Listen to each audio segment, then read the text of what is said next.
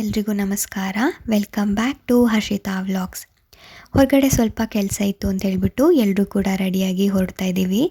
ನನ್ನ ಮಗಳಿಗೂ ಕೂಡ metro experience ಮಾಡೋಣ ಅಂಥೇಳಿ ಮೆಟ್ರೋದಲ್ಲೇ ಹೋಗೋಣ ಅಂತ ಡಿಸೈಡ್ ಮಾಡಿಕೊಂಡು ಮೆಟ್ರೋ ಸ್ಟೇಷನ್ಗೆ ಬಂದಿದ್ದೀವಿ. ನೀವು ನೋಡ್ತಾ ಇರ್ಬೋದು, ನನ್ನ ಮಗಳಿಲ್ಲಿ ತುಂಬಾ ಎಂಜಾಯ್ ಮಾಡ್ತಾ ಇದ್ದಾರೆ.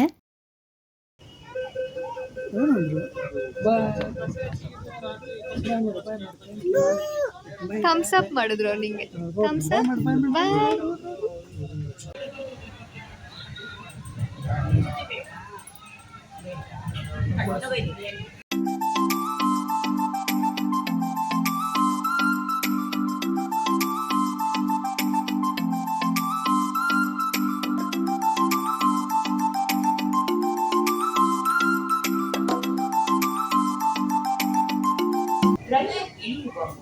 ಪ್ಲಾಟ್ಫಾರ್ಮ್ಗೆ ಇರುವ ಅಂತರದ ಬಗ್ಗೆ ಗಮನವಿರಲಿ. ಮಂಜುನಾಥ ನಗರ್. ನಿಜ ಹೇಳಬೇಕು ಅಂದರೆ ಬ್ಯಾಂಗ್ಳೂರ್ಗೆ ಮೆಟ್ರೋ ಬಂದಿರೋದು ತುಂಬಾ ಒಳ್ಳೆಯದು. ಮುಂಚೆ ಎಲ್ಲ ಜನಗಳು ಓನ್ ವೆಹಿಕಲಿಂದ ಟ್ರಾವೆಲ್ ಮಾಡ್ತಿದ್ರು. ಇದರಿಂದ ಸಾಕಷ್ಟು ಪೊಲ್ಯೂಷನ್ ಕೂಡ ಆಗ್ತಿತ್ತು. ಬಟ್ ಇವಾಗ ಮೆಟ್ರೋಲಿ ಟ್ರಾವೆಲ್ ಮಾಡೋದ್ರಿಂದ ಪೊಲ್ಯೂಷನ್ ಕೂಡ ಅವಾಯ್ಡ್ ಆಗಿದೆ. ಹಾಗೆ ಮೇಯ್ನ್ ಇಂಪಾರ್ಟೆಂಟ್ ಥಿಂಗ್ ಟೈಮ್.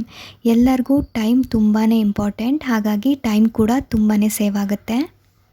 ನೀವು ನೋಡಿದ್ರಲ್ಲ, ನನ್ನ ಮಗಳು ಮೆಟ್ರೋಲಿ ಟ್ರಾವೆಲ್ ಮಾಡೋರು ಎಲ್ಲರನ್ನೂ ಮಾತಾಡಿಸ್ಕೊಂಡು ಜರ್ನಿನ ತುಂಬಾ ಎಂಜಾಯ್ ಮಾಡಿದ್ರು. MG ರೋಡಲ್ಲಿ ಸ್ವಲ್ಪ ಕೆಲಸ ಇತ್ತು, ಅದನ್ನು ಕೂಡ ಮುಗಿಸ್ಕೊಂಡು ಇವಾಗ ಚರ್ಚ್ ಸ್ಟ್ರೀಟ್ ಹತ್ರ ಬಂದಿದ್ದೀವಿ. ಏನೋ ಗೊತ್ತಿಲ್ಲ, ಚರ್ಚ್ ಸ್ಟ್ರೀಟ್ ಯಾವಾಗಲೂ ಫುಲ್ ಬ್ಯುಸಿ ಇರುತ್ತೆ. ಬಟ್ ಏನೋ ಇವತ್ತು ಸ್ವಲ್ಪ ಕಾಮ್ ಆಗಿತ್ತು. ಹಾಗಾಗಿ ವಿಂಡೋ ಶಾಪಿಂಗ್ ಮಾಡೋಣ ಅಂಥೇಳಿ ನೋಡ್ತಾ ಇದ್ದೀನಿ. ಬ್ಯಾಗ್ ಕಲೆಕ್ಷನ್ಸ್ ಅಂತೂ ತುಂಬಾ ಚೆನ್ನಾಗಿತ್ತು. ನಾವು ಶಾಪಿಂಗ್ ಮಾಡೋ ಯಾವ ಪ್ಲ್ಯಾನು ಇರಲಿಲ್ಲ. ಹೆಂಗೂ ಚರ್ಚ್ ಸ್ಟ್ರೀಟ್ ಹತ್ರ ಬಂದಿದ್ದೀವಲ್ವ, ಕಲೆಕ್ಷನ್ಸ್ ತುಂಬಾ ಚೆನ್ನಾಗಿರುತ್ತೆ ಅಂಥೇಳಿ ನೋಡ್ತಾ ಇದ್ದೀವಿ.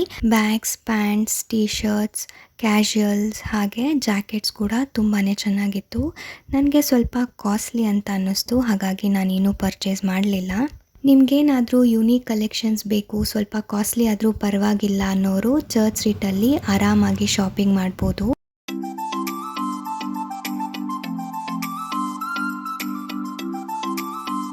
ನಾವು ಬಂದಿರೋ ಕೆಲಸ ಎಲ್ಲ ಮುಗಿಸ್ಕೊಂಡು ಮನೆಗೆ ಹೊರಡೋಣ ಅಂತೇಳಿ ಮತ್ತೆ ಮೆಟ್ರೋ ಸ್ಟೇಷನ್ಗೆ ಬಂದಿದ್ದೀವಿ.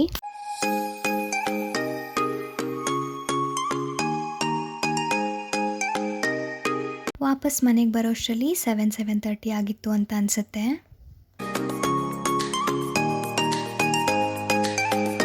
ಹಾಗೆ ನಿಮ್ಮೆಲ್ಲರಿಗೂ ತುಂಬಾ ಟೇಸ್ಟಿಯಾಗಿರೋ ಪನ್ನೀರ್ ಬುರ್ಜಿ ರೆಸಿಪಿನೂ ಕೂಡ ಶೇರ್ ಮಾಡೋಣ ಅಂಥೇಳಿ ಈ ವಿಡಿಯೋ ಕೂಡ ಕ್ಯಾಪ್ಚರ್ ಮಾಡ್ಕೋತಾ ಇದ್ದೀನಿ. ನೀವು ನೋಡ್ತಾ ಇರ್ಬೋದು, ನಾನಿಲ್ಲಿ 3 ಮೀಡಿಯಮ್ ಸೈಜ್ ಈರುಳ್ಳಿನ ತೊಗೊಂಡಿದ್ದೀನಿ. ಹಾಗೆ 1 ಟೊಮ್ಯಾಟೊ, 4ರಿಂದ 5 ಹಸಿಮೆಣಸಿನ್ಕಾಯಿನೂ ತೊಗೊಂಡಿದ್ದೀನಿ. ಇದನ್ನೆಲ್ಲ ನಾವು ಚಿಕ್ಕದಾಗಿ ಕಟ್ ಮಾಡ್ಕೋಬೇಕಾಗತ್ತೆ. ನೀವು ನೋಡ್ತಾ ಇರ್ಬೋದು, ನಾನಿಲ್ಲಿ 3 ತರಕಾರಿನ ಯೂಸ್ ಮಾಡಿಕೊಂಡು ಪನ್ನೀರ್ ಬುರ್ಜಿ ರೆಸಿಪಿನ ಮಾಡ್ತಾಯಿದ್ದೀನಿ.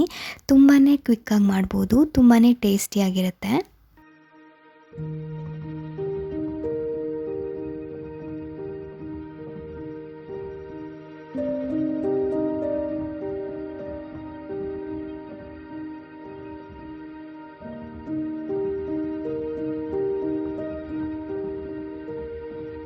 ನಾವು ನಮ್ಮ ಮನೆಗಳಲ್ಲಿ ಪನ್ನೀರ್ ಇದೆ ಅಂದ ತಕ್ಷಣವೇ ಪನ್ನೀರ್ದೇನಾದರೂ ಡಿಫ್ರೆಂಟಾಗಿ ರೆಸಿಪಿನ ಮಾಡೋಣ ಅಂಥೇಳಿ ಅನ್ಕೋತಾ ಇರ್ತೀವಿ.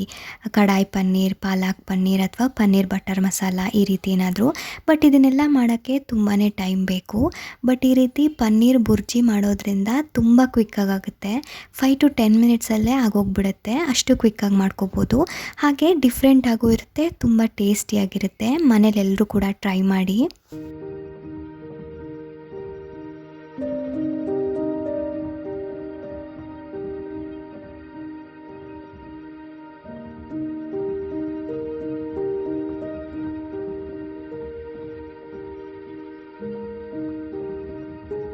ನಾವಿಲ್ಲಿ ಬುರ್ಜಿ ಮಾಡ್ತಿರೋದ್ರಿಂದ ಈರುಳ್ಳಿ, ಟೊಮ್ಯಾಟೊ ಹಾಗೆ ಹಸಿಮೆಣಸಿನ್ಕಾಯಿನ ಆದಷ್ಟು ಚಿಕ್ಕದಾಗಿ ಕಟ್ ಮಾಡ್ಕೋಬೇಕಾಗತ್ತೆ.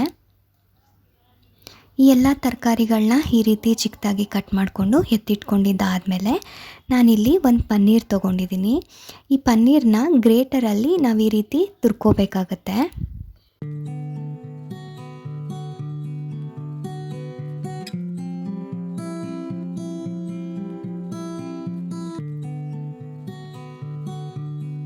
ನಿಮಗೆಲ್ಲ ಗೊತ್ತೇ ಇರುತ್ತೆ, ಪನ್ನೀರ್ ಒಂದು ಗುಡ್ ಸೋರ್ಸ್ ಆಫ್ ಪ್ರೋಟೀನ್ ಅಂತಲೇ ಹೇಳ್ಬೋದು. ನಾವು ಪನ್ನೀರನ್ನ ತಿನ್ನೋದ್ರಿಂದ ಸಾಕಷ್ಟು ಹೆಲ್ತ್ ಬೆನಿಫಿಟ್ಸ್ ಇದೆ. ನೀವು ನೋಡ್ತಾ ಇರ್ಬೋದು, ಪನ್ನೀರ್ನೆಲ್ಲ ಈ ರೀತಿ ಚಿಕ್ಕದಾಗಿ ತುರ್ಕೊಂಡು ಎತ್ತಿಟ್ಕೊಂಡಿದ್ದೀನಿ. ಒಂದು ಕಡಾಯಿಗೆ ನಾನಿಲ್ಲಿ 4-5 ಸ್ಪೂನ್ ಆಗೋಷ್ಟು ಎಣ್ಣೆನ ಹಾಕೋತಾ ಇದ್ದೀನಿ. ಎಣ್ಣೆ ಸ್ವಲ್ಪ ಬಿಸಿ ಆದಮೇಲೆ ನಾವು ಹಚ್ಚಿಟ್ಕೊಂಡಿದ್ವಲ್ಲ ತರಕಾರಿಗಳನ್ನ ಹಾಕಬೇಕಾಗತ್ತೆ. ನಾನಿಲ್ಲಿ ಈರುಳ್ಳಿನ ಹಾಕ್ತಾಯಿದ್ದೀನಿ. ನಾವು ಫಸ್ಟು ಹಸಿಮೆಣಸಿನ್ಕಾಯಿನ ಕೂಡ ಹಾಕ್ಕೋಬೋದು, ಆದರೆ ಘಾಟ್ ಆಗಿಬಿಡುತ್ತೆ ಅಂತೇಳಿ ಫಸ್ಟ್ ನಾನಿಲ್ಲಿ ಈರುಳ್ಳಿನ ಹಾಕ್ಕೋತಾ ಇದ್ದೀನಿ. ಈರುಳ್ಳಿಯಲ್ಲಿರೋ ನೀರಿನಂಶ ಎಲ್ಲ ಹೋಗೋ ತನಕ ಈ ರೀತಿ ನಿಧಾನವಾಗಿ ಫ್ರೈ ಮಾಡ್ಕೋಬೇಕಾಗತ್ತೆ.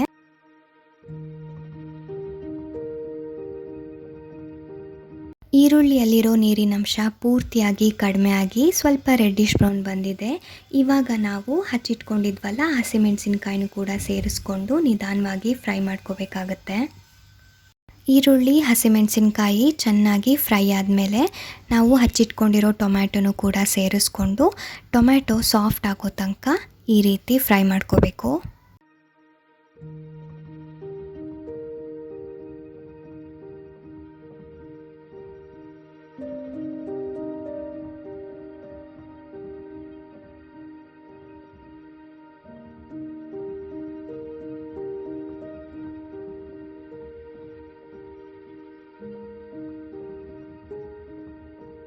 ನೀವು ನೋಡ್ತಾ ಇರ್ಬೋದು, ನಾನಿಲ್ಲಿ ಒಂದು ಲಿಡ್ನ ಕ್ಲೋಸ್ ಮಾಡಿ ಒಂದು 5 ನಿಮಿಷ ಕುಕ್ ಆಗೋಕ್ಕೆ ಬಿಟ್ಟಿದ್ದೆ. ಈರುಳ್ಳಿ ಟೊಮ್ಯಾಟೊ ಎಲ್ಲ ಸಾಫ್ಟಾಗಿ ಬೆಂದಿದೆ.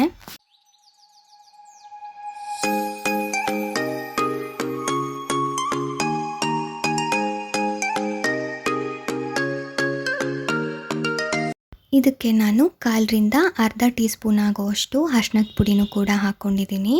ಹಾಗೆ 1/2 ಸ್ಪೂನ್ ಆಗೋಷ್ಟು ಜೀರಿಗೆ ಪುಡಿನೂ ಕೂಡ ಹಾಕ್ಕೊಂಡು ಈ ರೀತಿ ಚೆನ್ನಾಗಿ ಮಿಕ್ಸ್ ಮಾಡ್ಕೊತಾ ಇದ್ದೀನಿ.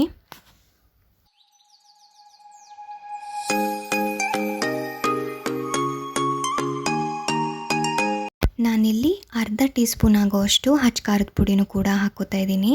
ನಾವಿಲ್ಲಿ ಹಸಿಮೆಣಸಿನ್ಕಾಯಿನೂ ಕೂಡ ಹಾಕ್ಕೊಂಡಿರೋದ್ರಿಂದ ನಿಮ್ಗೆ ಎಷ್ಟು ಬೇಕೋ ಅಷ್ಟು ಖಾರ ನೋಡಿಕೊಂಡು ನೀವು ಹಾಕ್ಕೋಬೋದು. ಅದನ್ನು ಕೂಡ ಚೆನ್ನಾಗಿ ಈ ರೀತಿ ಮಿಕ್ಸ್ ಮಾಡ್ಕೋಬೇಕಾಗತ್ತೆ. ಇದೆಲ್ಲ ಚೆನ್ನಾಗಿ ಮಿಕ್ಸ್ ಆದಮೇಲೆ 1/2 ಟೀ ಸ್ಪೂನ್ ಆಗೋಷ್ಟು ಗರಂ ಮಸಾಲನೂ ಕೂಡ ಸೇರಿಸ್ಕೋತಾ ಇದ್ದೀನಿ. ಈ ಗರಂ ಮಸಾಲನೂ ಕೂಡ ನಾನು 1/4 ಟೀ ಸ್ಪೂನ್ ಅಷ್ಟೇ ತೊಗೊಂಡಿರೋದು. ಜಾಸ್ತಿ ಹಾಕ್ಬಿಟ್ರೆ ಮಸಾಲ ಅನಿಸುತ್ತೆ, ಬುರ್ಜಿ ಅಷ್ಟು ಚೆನ್ನಾಗಿರಲ್ಲ. ಹಾಗಾಗಿ ನಾನು ಸ್ವಲ್ಪ ಕ್ವಾಂಟಿಟಿಲೇ ಹಾಕ್ಕೊಂಡಿದ್ದೀನಿ. ಹಾಗೆ ನಾನು 1 ಸ್ಪೂನ್ ಆಗೋಷ್ಟು ಧನಿಯಾ ಪುಡಿನೂ ಕೂಡ ಸೇರಿಸ್ಕೊಂಡು ಈ ರೀತಿ ನಿಧಾನವಾಗಿ ಮಿಕ್ಸ್ ಮಾಡ್ಕೋತಾ ಇದ್ದೀನಿ.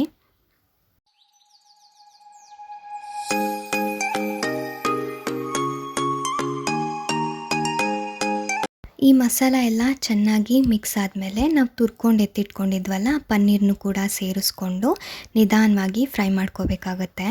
ಪನ್ನೀರಲ್ಲಿ ಸ್ವಲ್ಪ ನೀರಿನಂಶ ಇರುತ್ತೆ, ಅದು ಹೋಗೋವರೆಗೂ ಈ ರೀತಿ ಫ್ರೈ ಮಾಡಿಕೊಂಡ್ರೆ ಸಾಕು. ಜಾಸ್ತಿ ಫ್ರೈ ಮಾಡಿದ್ರೆ ಅಷ್ಟೊಂದು ಚೆನ್ನಾಗಿ ಬರಲ್ಲ. ಪನ್ನೀರಲ್ಲಿ ಸಾಕಷ್ಟು ಪ್ರೋಟೀನ್ ಅಂಶ ಇರೋದ್ರಿಂದ ನಾವು ಪನ್ನೀರನ್ನ ಡೈಲಿ 100 ಗ್ರಾಮ್ ಅಷ್ಟು ತಿನ್ನಲೇಬೇಕು. ತುಂಬಾ ಹೆಲ್ದಿ. ಪನ್ನೀರ್ ಮಸಾಲೆ ಜೊತೆ ಎಲ್ಲ ಮಿಕ್ಸ್ ಆದಮೇಲೆ ನಾನಿಲ್ಲಿ ರುಚಿಗೆ ಎಷ್ಟು ಬೇಕೋ ಅಷ್ಟು ಉಪ್ಪನ್ನು ಕೂಡ ಸೇರಿಸ್ಕೋತಾ ಇದ್ದೀನಿ. ಇದೆಲ್ಲ ಚೆನ್ನಾಗಿ ಮಿಕ್ಸ್ ಮಾಡ್ಕೋಬೇಕು. ಪನ್ನೀರನ್ನ ನಾವು ಲಿಮಿಟಾಗಿ ತಿನ್ನೋದ್ರಿಂದ ವೆಯ್ಟ್ ಲಾಸ್ಗೆ ಹೆಲ್ಪ್ ಆಗುತ್ತೆ, ಮಸಲ್ ಬಿಲ್ಡ್ ಆಗೋಕ್ಕೆ ಹೆಲ್ಪ್ ಆಗುತ್ತೆ, ಬ್ಲಡ್ ಶುಗರ್ ಲೆವೆಲ್ ಕಂಟ್ರೋಲಲ್ಲಿರುತ್ತೆ. ಹಾಗೆ ಪ್ರೆಗ್ನೆನ್ಸಿ ವುಮೆನ್ಸ್ಗಂತೂ ತುಂಬಾ ಒಳ್ಳೆಯದು. ನಾವು ವೆಜಿಟೇರಿಯನ್ಸ್ ಆಗಿರೋದ್ರಿಂದ ನಮ್ಮಲ್ಲಿ ಪ್ರೋಟೀನ್ ಡಿಫಿಷಿಯನ್ಸಿ ತುಂಬಾ ಇರುತ್ತೆ. ನಾವು ಇದನ್ನು ಬ್ಯಾಲೆನ್ಸ್ ಮಾಡೋದಕ್ಕೆ ಈ ರೀತಿ ಪನ್ನೀರ್, ಸೋಯಾಬೀನ್ ಹಾಗೆ ನಟ್ಸ್ನ ಡೈಲಿ ತಿನ್ನಲೇಬೇಕು. ಲಾಸ್ಟಲ್ಲಿ ನಾನು ಕೊತ್ತಂಬರಿ ಸೊಪ್ಪನ್ನು ಕೂಡ ಹಾಕ್ಕೊಂಡು ಚೆನ್ನಾಗಿ ಮಿಕ್ಸ್ ಮಾಡ್ಕೊಂಡಿದ್ದೀನಿ. ನೀವು ನೋಡ್ತಾ ಇದ್ದೀರಲ್ಲ, ತುಂಬಾ ರುಚಿಯಾಗಿರೋ ಪನ್ನೀರ್ ಬುರ್ಜಿ ಇವಾಗ ರೆಡಿಯಾಗಿದೆ. ಐ ಹೋಪ್ ಈ ವಿಡಿಯೋ ನಿಮ್ಮೆಲ್ಲರಿಗೂ ಇಷ್ಟ ಆಗಿದೆ ಅಂತ ಅನ್ಕೋತೀನಿ. ಇಷ್ಟ ಆಗಿದ್ದರೆ ಪ್ಲೀಸ್ ಒಂದು ಲೈಕ್ ಮಾಡಿ, ಶೇರ್ ಮಾಡಿ, ಹಾಗೆ ನನ್ನ ಚಾನಲ್ಗೆ ಸಬ್ಸ್ಕ್ರೈಬ್ ಕೂಡ ಮಾಡ್ಕೊಳ್ಳಿ. ಮತ್ತೆ ಮುಂದಿನ ವ್ಲಾಗಲ್ಲಿ ಸಿಗೋಣ. Thank you all. ಬಾಯ್.